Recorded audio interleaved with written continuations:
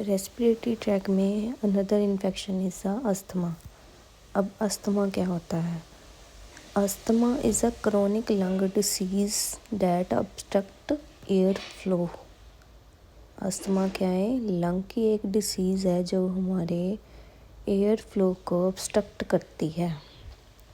इसमें होता क्या क्या है? डिफ़िकल्टी इन ब्रीदिंग होती है due to inflammation, mucus in the airway and tightness of muscles around the airway। Meaning क्या है कि डिफ़िकल्टी ऑफ ब्रीदिंग होगी, ऑटोमेटिक है। अगर ऑब्स्ट्रक्शन होगी एयर फ्लो में तो डिफ़िकल्टी ऑफ ब्रीदिंग तो होएगी, साथ में क्या हो गया? इन्फ्लेमेशन हो सकती है, म्यूकस इन द एयरवे हो सकता है। The picture I show to you, इसमें क्या है? ट्रेकिया और लंग है, और इसके ऊपर जो पिक्चर शो हो रही है इसमें है अस्थमैटिक ब्रोंकायोल और नॉर्मल ब्रोंकायोल। इसमें क्या होता है? जब अस्थमा पेशेंट को होता है तो उसकी जो म्यूकस की लाइनिंग है वो नैरो हो जाती है, जिसके कारण क्या होता है? एयरवे ऑब्स्ट्रक्ट होता है और उसकी इन्फ्लेमेशन हो जाती है। सो उसके कारण होगा क्या?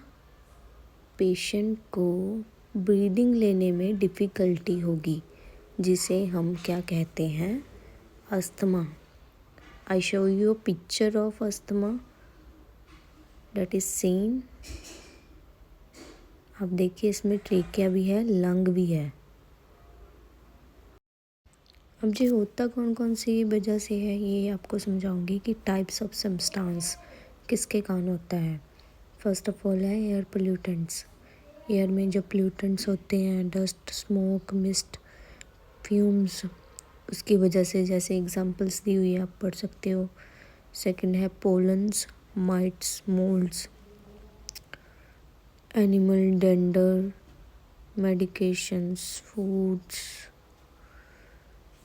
पोलन्स क्या होते हैं? जैसे हमारे ट्रीज़ वगैरह होते हैं, वो फ्लावर्स, उनकी एलर्जी होती है ना, उसको कहते हैं। एनिमल डेंडर में क्या आएगा?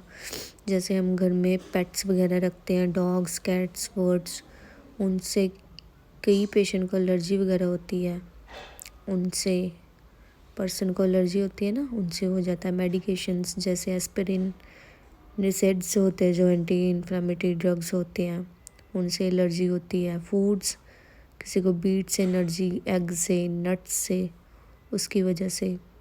आ गया सिम्टम्स। सिम्टम में फर्स्ट ऑफ ऑल क्या आएगा? अगर हमारा एयरवे ही ऑब्स्ट्रक्ट हो गया, ठीक है, तो क्या पेशेंट को ब्रीदिंग लेने में प्रॉब्लम आएगी, कफिंग होगी, वीजिंग, विस्लिंग साउंड आती है इसमें। शॉर्टनेस ऑफ ब्रेथ तो रहेगी क्योंकि एयरवे हमारा ऑब्स्ट्रक्ट है। चेस्ट टाइटनेस होगी, स्नीजिंग, रनी नोज होगा, ईची और इन्फ्लेम्ड आई होगी। मेनली इसमें क्या सिम्टम आता है? Shortness of breath. पेशेंट की है जो शॉर्टनेस ऑफ ब्रेथ हो जाता है, जिसे हम कहते हैं अस्थमा। ये अस्थमा की एक मेन इंडिकेशन कह लो कि इंडिकेशन होती है, जिसमें क्या है? शॉर्टनेस ऑफ ब्रेथ हो जाता है, वीजिंग होएगी इसमें, चेस्ट टाइटनेस होगी, फुलनेस होगी, चेस्ट की टाइटनेस हो जाएगी, जिसकी वजह से क्या होगा? पेशेंट को सांस लेने में बहुत ज़्यादा दिक्कत आएगी। अनदर वन इसकी, क्या ये क्योर हो सकता है अस्थमा? तो इसमें क्या है? ट्रिगर्स होते हैं। ट्रिगर्स क्या है? जो मैंने आपको पढ़ाई है पहले, ठीक है, कोई एलर्जिक, कोई कुछ, ये हम अवॉइड करने हैं हमने ये ट्रिगर्स को। और जो मेडिकेशन वगैरह होती है वो यूज़ करना है ताकि जो हमारे सिम्टम है वो कंट्रोल हो सके। मेडिकेशंस दो तरह की आती है, लॉन्ग टर्म और क्विक रिलीफ। लॉन्ग टर्म में जो लॉन्ग टर्म यूज़ करनी पड़ती है वो होती है, इसमें क्या होता है?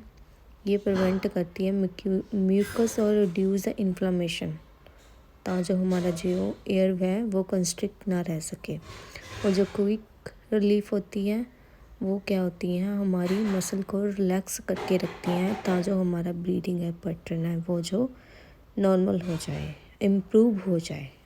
ओके।